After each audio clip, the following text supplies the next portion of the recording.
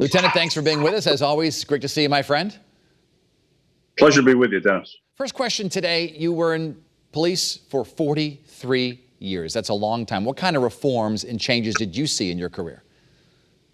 You know, there's been a great deal of progress from when I started back in the early 70s until I retired. One of the things that comes to mind immediately is the changes in domestic violence. The laws, people were getting hurt, people were dying.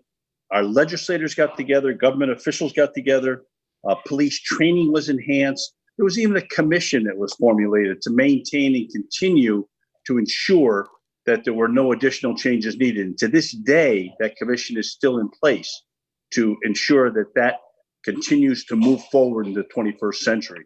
We've made a great deal of progress in that one area alone that comes to mind.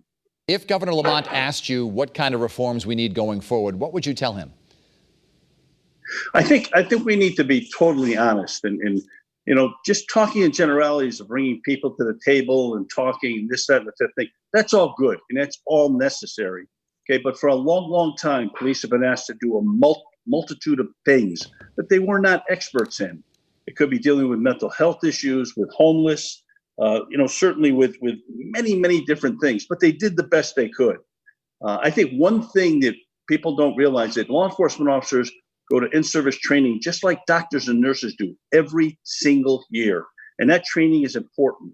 And the issues that are being talked about today really center around people coming to the table, discussing solutions to problems, okay, and placing that into training so that everyone, all law enforcement, everyone that puts a badge on their chest to go protect and serve the public, okay, can carry out those duties properly. And briefly, a final question. What kind of training do new recruits get at the academy in terms of race relations?